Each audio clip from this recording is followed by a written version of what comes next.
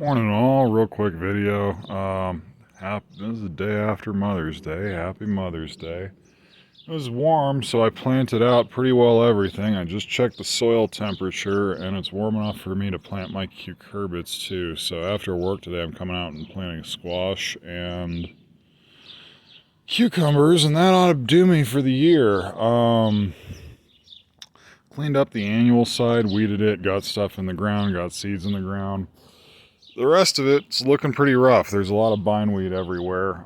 We had a heavy snow. I pruned the branches, but I haven't done much else.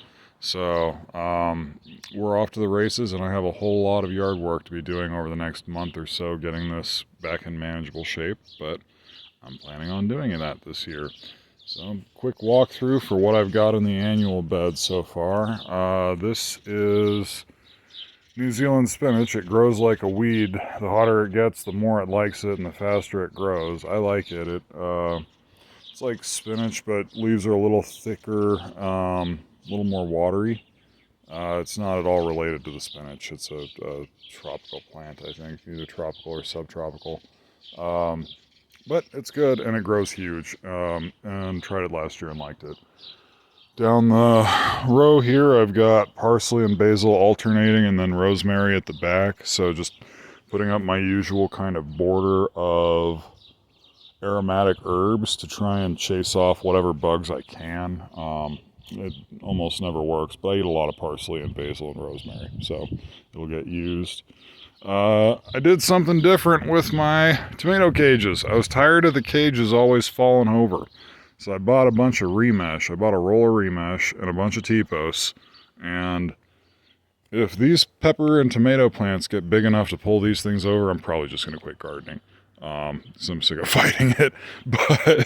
But it should, like, these should actually hold up now. These are stapled in with T-posts. They're heavy duty. They're about as good as I could get them. Row here on the outside of the pepper plants, you can kind of barely see it.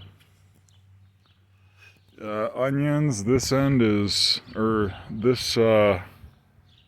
2/3 closest to me is yellow onions. There are red onions in the back, and then some kind of stuck around the lettuce and bok choy over there that's sprouted. There's a little bit that goes up until about halfway down the bed. I think I planted a few beet seeds in there to finish out the last little bit.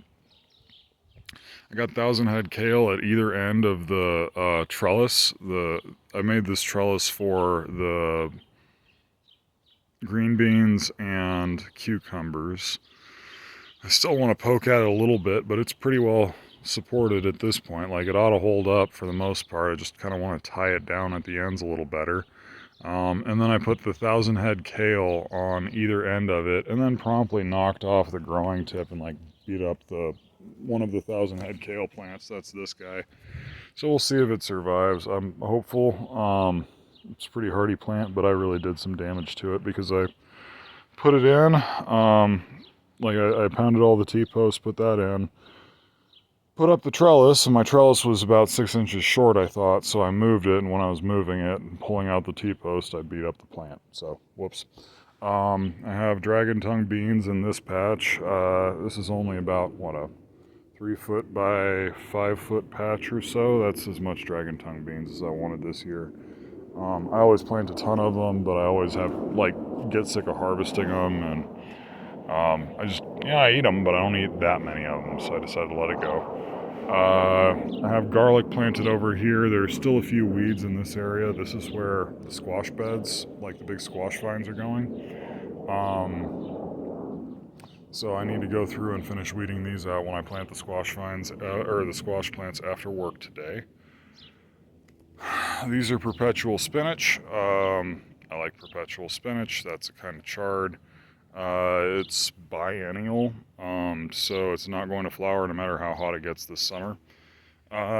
This tomato plant's not happy. I've got to figure out what I'm doing with this guy. This is the only one that was just in really bad shape, so I'm coming out here to fool with that before I go off to court today. These onions that are down here all overwintered from last year, so they should all flower, is what I'm hoping. So it's not going to be great onion bulbs, but it's going to be really pretty. I like onion flowers. yeah, more tomatoes in the cages. They were just transplanted. They need to get used to their homes, but they're in there and they're getting going at least. On this trellis, the first half of it has green beans. The back half of it is going to have cucumber when I plant it this evening. The row right kind of where I'm walking, where I shouldn't be, but out on the outside row of these tomato plants, there's a bunch of beets planted. So it's a solid row of beets all the way down. So we should have plenty of beets. I don't think I'm going to eat more than one row of beets. There's a little bit planted, spaced in between a couple of the tomatoes, or spaced in between the tomatoes here, but not a ton of beets planted there.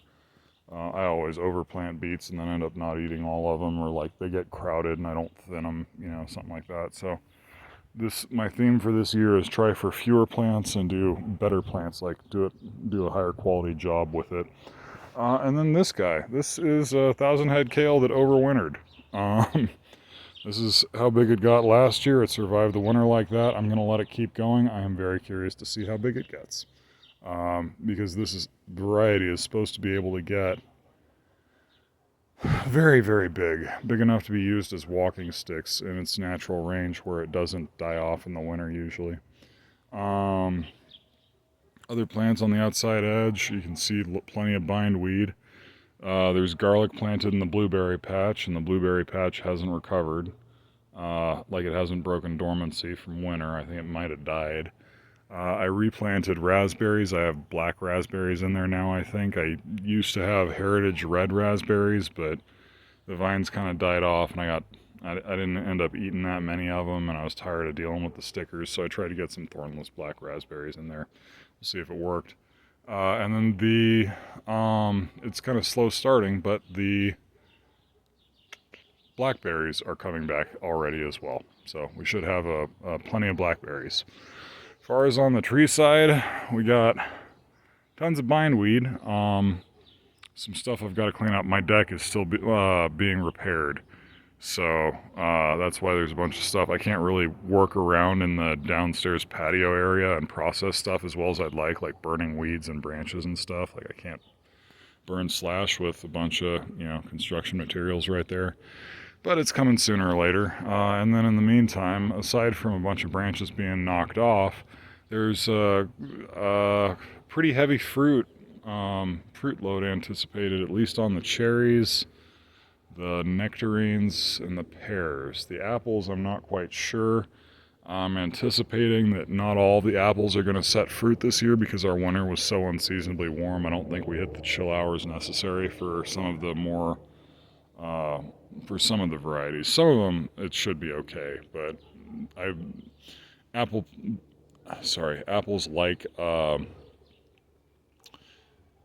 they like a certain amount of time over the winter that's below about 40 degrees. And I don't think we had that this year for the stuff that grows at further north latitudes. For the stuff that grows a little further south, we should be fine. But I think out of the 7 apple trees I have, 6 of them are full size right now. Maybe 1, 2, 3. 5 of them are full size right now. 2 of them got replanted. And out of those 5, I think only 1 or 2 of them is going to be warm enough weather to actually set fruit this year. But we'll see. And then, last one over here. Also had an overwintered rosemary in the corner, and then another 1,000-head kale in the corner. And this area where I was just walking, this is where the zucchini is going. It's likely to take over way more than this area and cause another problem for me. But I need to clean up all this too. But I'm planning on having it growing this way over the back edge of the garden to try and use up some of the space outside the edge. So that's what I got. Some lettuce popped up. There's lettuce popping up in the cracks of the paving stones and stuff like that. And we're off to the races. Have a good day, y'all.